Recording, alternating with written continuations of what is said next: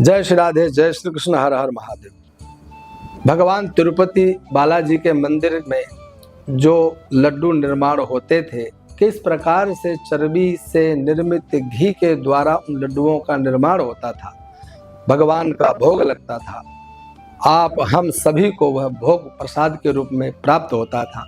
बड़ी आस्था और श्रद्धा के साथ हम लोग उनको ग्रहण करते थे। इस विषय को आप लोगों ने बड़े ही विस्तार से सुना होगा। बहुत पुरानी बात नहीं है, थोड़े ही दिन हुए हैं। समाचार पत्रों के माध्यम से, टीवी चैनल्स के माध्यम से एवं सोशल मीडिया के माध्यम से इस बहुचर्चित खबर को जन जन ने, पूरे देशवासियों ने सुना होगा। लेकिन यह सबसे बड़ी एक बात है कि जिस चर्चा को उठने के बाद में हर हिंदू नागरिक को अपना कर्तव्य समझ करके एक आंदोलन के रूप में इसे देना चाहिए, आंदोलनात्मक कार्यवाही के रूप में सबको संगठित होना चाहिए, एकत्रित होना चाहिए और इस अपनी चर्चा को बुलंद करते हुए पूरे देश के अंदर हर मठ मंदिर में निर्मित होने वाले उन भोग प्रसाद में किस प्रकार के घी का प्रयोग होता है, किस प्रकार से वह तैयार किए जाते हैं, किस प्रकार से उन्हें निर्माण किया जाता है, इस विषय को उठाना चाहिए था, गहराई में जाना चाहिए था और शासन प्रशासन न्यायालय उच्च न्यायालय से प्रार्थना करनी चाहिए थी कि इस विषय पर संज्ञान ले, दोषियों को सजा मिले, जेल में जाएं, ऐसी कड़ी सजा मिले, ऐसी कठोरतम सजा मिले कि भूल कर भी जीवन में इस प्रकार का पाप कर्म करने का दुस्साहस न कर सके। लेकिन आज वर्तमान की जो स्थिति दिखाई दे रही है उसको देख करके मैं स्तब्ध हूँ, दुखी हूँ, चिंतित हूँ। भविष्य को लेकर के अवश्य चिंता है। हमारे केवल आम नागरिक के हृदय की बात मैं नहीं कर रहा हूँ, मैं समूचे देशवासियों की बात कर रहा हूँ। हमारे सर्वोच्च पदों पर बैठे हुए उन मंत्री मिनिस्टरों के विषय में भी चर्चा कर रहा हूँ, नेता नगरी के विषय में भी चर्चा कर रहा हूँ, शासन प्रशासन न्यायालय उच्च न्यायालय के बारे में भी मेरे हृदय में एक चिंता है। एवं वर्तमान में जो बड़े बड़े व्यास आसन पर बैठ करके जो देश विदेश में नाम कमा चुके हैं, ऐसे कथावाचकों, ऐसे आचार्यों, ऐसे संतों, महंतों, मंडलेश्वरों, महामंडलेश्वरों एवं शंकराचार्यों के बारे में भी मेरे मन में एक प्रश्न है, मेरे मन में एक चिंता है कि आज जिस मुद्दे को एक ज्वलंत मुद्दा बना करके पूरे देश पर सब जगह खबर के रूप में जाना चाहिए कि आज देख लीजिए हिंदू संगठित है, हिंदू एकत्रित है। आज इस प्रकार का पाप कर्म, इस प्रकार का दोष अगर कोई करेगा तो उसे सजा अवश्य मिलेगी। लेकिन धिक्कार है हम सब सनातनियों के लिए, हम सब हिंदुओं के लिए जो अपने आप को हिंदू कहते हैं, सनातनी कहते हैं, हमें डूब मरने की आवश्यकता है। हमारे आराध्य, हमारे भगवान, हमारे ठाकुर जी के मंदिरों में इतना बड़ा पाप कर्म होता हो और हम लोग थोड़े दिन उसके वह खबर के रूप में आई और हम शांति से बैठ गए, हम अपने ही आहार व्यवहार में लग गए, हम अपने व्यापार में लग गए। लेकिन आप लोग ध्यान करें, आप लोगों का यह आहार व्यवहार, व्यापार, वाणिज्य कर्म, आपकी यह सर्विस, यह नौकरी जितनी कुछ है वह सब उन्हीं भगवान की दी गई है, उन्हीं ईश्वर के द्वारा सब कुछ दिया गया है। आज उन्हीं के ऊपर इस प्रकार का कुठाराघात, इतना बड़ा पाप कर्म किया गया है। हम कैसे शांत हो सकते हैं? हम अपनी भावाभिव्यक्ति तो कम से कम कर ही सकते हैं। अरे लेखन के माध्यम से, पत्रावली के माध्यम से, सोशल मीडिया एक ऐसा प्लेटफॉर्म है कि व्यक्ति को इस विषय की चिंता ही नहीं करनी है। एक वह समय था जब व्यक्ति कहता था कि मैं अपनी भगवान के बारे में या इस प्रकार के कुकृत्यों के बारे में चर्चा करूंगा, पर कोई चैनल और कोई पत्रक में मेरा छपेगा नहीं। आज छपने छपाने की भी चिंता करने की आवश्यकता नहीं है। सोशल मीडिया वह प्लेटफॉर्म है कि आपकी आवाज़ बुलंद हो जाएगी, पूरे देश के कानों कानों में पहुंचेगी, हर व्यक्ति उसको सुनेगा, उसके भी मन में कुछ कहने का इच्छा प्रकट होगी, कुछ बोलने की इच्छा प्रकट होगी। तो आप लोग शांत क्यों हो गए?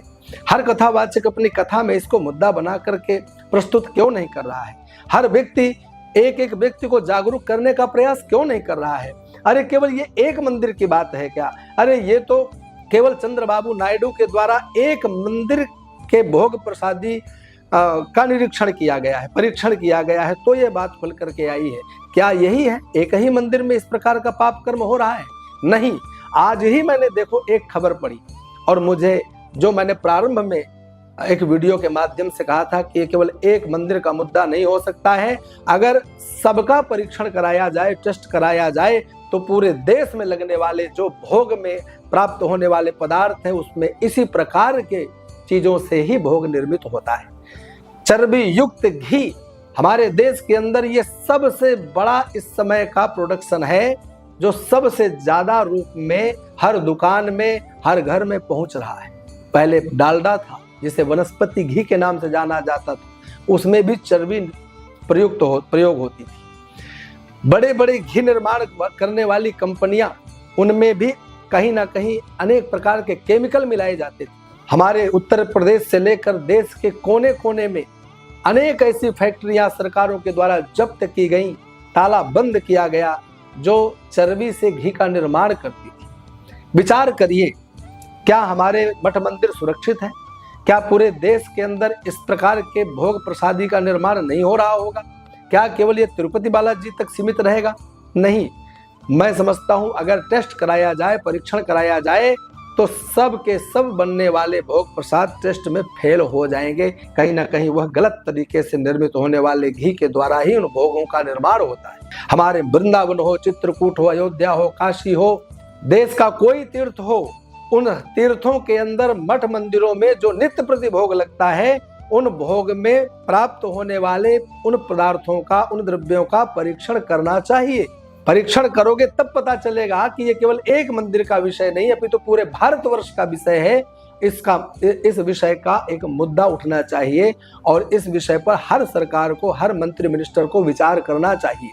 मैं आज की बात कर रहा हूं, जिस प्रदेश के मुख्यमंत्री का नाम ही विष्णुदेव, उसके प्रदेश के अंतर्गत वहां की भगवती बगलामुखी माता के मंदिर में भी इस प्रकार का कारनामा अभी सुनाई पड़ा है।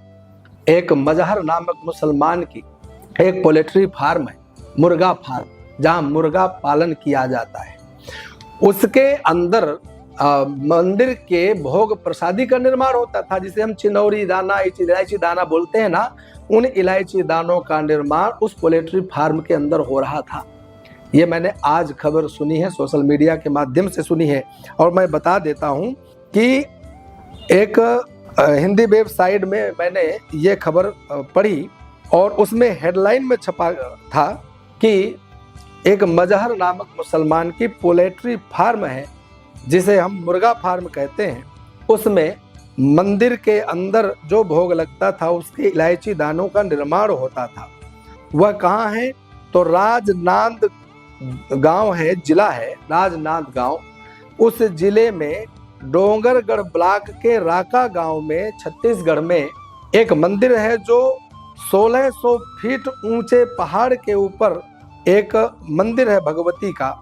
उस मंदिर के अंदर इस प्रकार का जो भोग लगता था उसका टेस्ट कराया गया, उस पर छापा पड़ा और वहां जाकर के इस प्रकार की स्थिति सामने आई है। और यह भी बता दें, वह स्थान छत्तीसगढ़ में है। छत्तीसगढ़ के अंतर्गत उस मंदिर के अंदर इस प्रकार का कृत्य किया गया। यह सोच करके हैरानी होती है कि जहां भाजपा का शासन है, उस भारतीय जनता पार्टी द्वारा शासित राज्य में जहां के मुख्यमंत्री विष्णुदेव जी हों, उसके अंदर माँ बगलामुखी मंदिर के अंदर लगने वाले भोग में प्रयोग होने वाले इलायची दानों का निर्माण इस प्रकार के स्थिति में कैसे हो रहा था। मैं ये नहीं कह रहा हूँ कि इलायची दाना घी से निर्मित है, लेकिन उस पैकेट में लिखा है कि शुद्ध पवित्र वातावरण में निर्मित भोग प्रसाद, यह उसमें स्पष्ट लिखा था।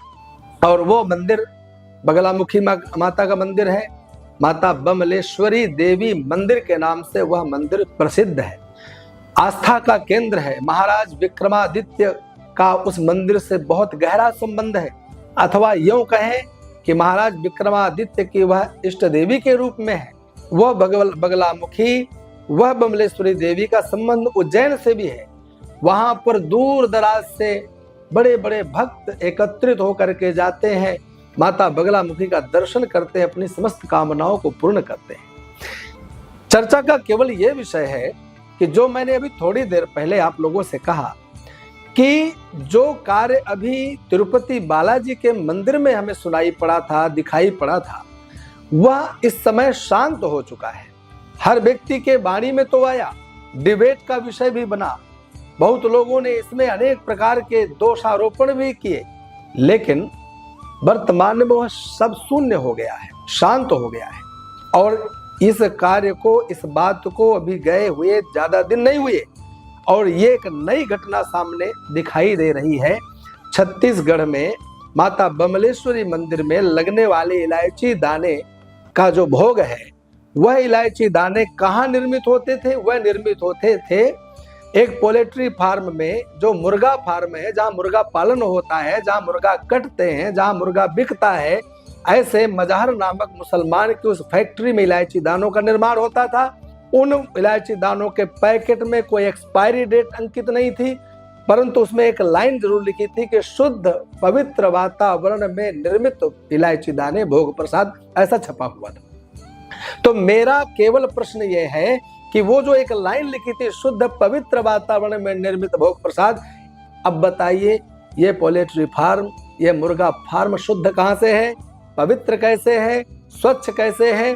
और अगर शुद्ध है, स्वच्छ है, तो पवित्र कैसे हो सकता है? क्या इतना पवित्र है कि उसका भोग हमारी भगवती आराध्य जगदम्बिका भगवती बमलेश्वरी देवी बगलामुखी के मंदिर में भोग लगाया जाए? इस विषय पर किसी ने ध्यान नहीं दिया। ये बात अगर विष्णुदेव, हमारे मुख्यमंत्री, छत्तीसगढ़ के मुख्यमंत्री महोदय हमारा यह वीडियो सुन रहे हो, तो कम से कम उनको इस विषय पर विचार करना चाहिए। हमारे उत्तर प्रदेश के माननीय मुख्यमंत्री महोदय से एक शिक्षा लेनी चाहिए कि एक जरा सा किसी के भोजन में थूक देने वाले के घर में भी बुलडोजर चल सकता है, किसी के जूस में मूत्र मिला देने वाले के घर को तोड़ा जा सकता है, बुलडोजर चल सकता है। तो आप शांत क्यों बैठे हो? आप इस प्रकार की कार्रवाई क्यों नहीं कर रहे हो? और मैं आज उन सभी मंत्रियों से, उन सभी भक्तों से प्रार्थना करता हूं जो सनातनी हैं, उन सब से प्रार्थना करता हूं कि चाहे तिरुपति बालाजी हो, चाहे माता बमलेश्वरी देवी का मंदिर हो, चाहे देश का कोई मंदिर हो, उस मंदिर में इस प्रकार का कोई कुकृत्य करता हुआ पाया जाए तो उसका इसी प्रकार से इलाज होना चाहिए। और इतना ही इलाज नहीं होना चाहिए, पूरे देश के अंदर जितना भी भोग प्रसाद बनता है ना, जो मंदिरों में भोग लगने के लिए जाता है, उस विषय पर भी मैंने अनेक महापुरुषों का वक्तव्य सुना था, अनेक महापुरुषों से चर्चा भी की थी, अनेक महापुरुषों की भावनाओं को मैंने सुना था कि आप लोग एक नियम क्यों नहीं बना देते हैं मंदिरों में कि मंदिरों में केवल सूखे सामान का भोग लगेगा। आपके मेवा है, मेवा के साथ में बतासे हैं, खील है, वह लाई है, जैसे चूड़ा है, इस प्रकार की चीजें भोग में क्यों नहीं आप प्रयोग करते हैं? क्यों पेड़ा, क्यों लड्डू, क्यों बर्फी, क्यों इस प्रकार से निर्मित ऐसे द्रव्य जिनमें कोई कुछ भी मिला दे और हमें खबर ना पड़े, हम भगवान का भोग लगाएं, हम स्वयं खाएं, बीमार पड़े और जा करके हॉस्पिटलाइज हो जाए। एक नियम तो कम से कम बन ही जाना चाहिए ना। सब लोग इस पर आवाज बुलंद क्यों नहीं करते हैं? क्या लड्डू का भोग लगेगा तो ही भगवान प्रसन्न होंगे? क्या पेड़े का भोग लगेगा तभी भगवान प्रसन्न होंगे? और अगर भोग लड्डुओं का, पेड़ों का और रबड़ी और बर्फी का भोग लग रहा है तो उनके मानदंड, मापदंड क्या होंगे? जो निर्माण करने वाली कंपनियां हैं, जो निर्माण करने वाली फैक्ट्रियां हैं, उन पर किसका अंकुश है? उनको कौन देख रहा है? किसने हमें बताया कि हाँ यहाँ पर एकदम शुद्ध पवित्र घी का ही प्रयोग हो रहा है? ज्यादातर ये जितनी भी मंदिर हैं, उन मंदिरों में लगने वाला भोग यही बताया जाता है कि यह गाय के घी से निर्मित होता है।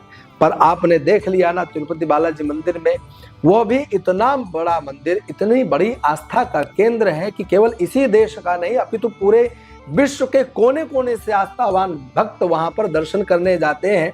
इतना भगवान को मानते हैं, इतना भगवान के प्रति उनकी आस्था है कि वहां जाकर अपने बाल तक उतरवा देते हैं, मनौती मानते हैं, मान्यता परिपूर्ण होने पर अपना मुंडन तक करा देते हैं। सोचिए कितना बड़ा आस्था का केंद्र होगा। और जिस प्रकार से दक्षिण भारत का वह तिरुपति मंदिर पूरे विश्व के आस्था का केंद्र है, उसी प्रकार छत्तीसगढ़ का यह बमलेश्वरी देवी मंदिर भी गूगल करके देखिएगा, यह भी एक बहुत बड़े जन समुदाय की आस्था का केंद्र है। और इन मंदिरों के अंदर भी इस प्रकार का पाप कर्म चल रहा है, जाने कब से चल रहा है, कब से इस गंदे जगह में इस प्रकार का भोग निर्माण हो रहा है और हम लोग इस पर हाथ पर हाथ धर कर बैठे हुए हैं। यह भी चर्चा का विषय बना है, लेकिन अभी तक टीवी के चैनलों में या किसी भी पत्रावली में कहीं भी छपा हुआ नहीं दिखाई दे रहा है। ये तो मैंने एक खबर जरा सा गूगल में देख ली तो मेरे मन में एक विचार आया, मुझसे नहीं रहा गया, मुझे लगा कि कुछ कहना चाहिए। तो मैं आप सब लोगों से प्रार्थना केवल इतनी करता हूं कि आप बड़े बड़े कथावाचन के क्षेत्र में इस समय अपना परिचय रखते हैं और बड़े बड़े व्यास आसन पर विराजमान होते हैं। आपको 1000, 10,000, 20,000, लाख लोग सुनने वाले हैं। सोशल मीडिया में मिलियंस फॉलोवर्स, बिलियंस फॉलोवर्स हैं। आप इस प्रकार की यदि बात रखेंगे तो मैं समझता हूं मुझसे भी कहीं अधिक लोग आपको सुनेंगे और विचार करेंगे, सरकारों पर दबाव बनाएंगे, शासन प्रशासन पर दबाव बनाएंगे। हमारे मंदिर शुद्ध होंगे, पवित्र होंगे, हमारी भावनाएं आहत नहीं होंगी। परंतु कोई इस विषय पर कोई टीका टिप्पणी नहीं करता हुआ दिखाई दे रहा है, किसी प्रकार से कोई अपना वक्तव्य निर्गत करता नहीं दिखाई दे रहा है। तब हमको यह विचार करना पड़ा कि एक बार हम बोल करके देखते हैं, शायद उनको शिक्षा मिल जाए, शायद उनके अंदर मरा हुआ वह व्यक्ति जागृत हो जाए कि हमारे सनातन धर्म को कुचलने का, नष्ट करने का जो प्रयास चल रहा है, इस पर हमको आगे आना चाहिए, आपको आगे आना चाहिए। हिंदू जनमानस को संगठित होना चाहिए। सनातन धर्म सर्वोपरि था, सर्वोपरि है और सर्वोपरि रहेगा। ऐसी भावना से ओतप्रोत होकर के पूरे देश में इस समय इसको ज्वलंत मुद्दा बना करके सब जगह चर्चा का विषय बना देना चाहिए।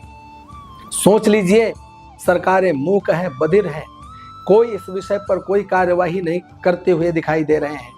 अगर कोई कार्यवाही होती तो इस समय हमें दिखाई देता, कुछ नहीं दिखाई दे रहा है। तब मैं आप लोगों से चर्चा कर रहा हूं कि जब सरकारें किसी भी प्रकार का कार्य करते हुए ना दिखाई दें तो हम सब लोगों का कर्तव्य बनता है कि सरकारें झुकें, सरकारें उस विषय पर चिंतन करें, उस विषय पर विचार करें, इस विषय पर कठोर नियम बनाएं। इसके लिए हम लोगों को संगठित होने की आवश्यकता है। अभी बहुत दिन नहीं हुए हैं, थोड़े ही दिन पूर्व आपने देखा होगा एक नेता ने मुंबई में लाखों विधर्मियों को इकट्ठा कर दिया, लेकिन आज हिंदुओं के अंदर यह सामर्थ्य नहीं रह गई। कोई इस विषय पर कोई चर्चा भी नहीं करना चाहता है, कोई इस विषय को उठाना भी नहीं चाहता है। और जब विषय ही नहीं उठेगा, आप लोग संगठनात्मक शक्ति का प्रदर्शन ही नहीं करेंगे, कोई एक दूसरे से इसे चर्चा का विषय ही नहीं बनाएंगे, तो सरकारें तो सोई हैं, सोई ही रहेंगी। इस पर विचार करें। मेरी आप सब लोगों से केवल यही प्रार्थना है। राधे राधे।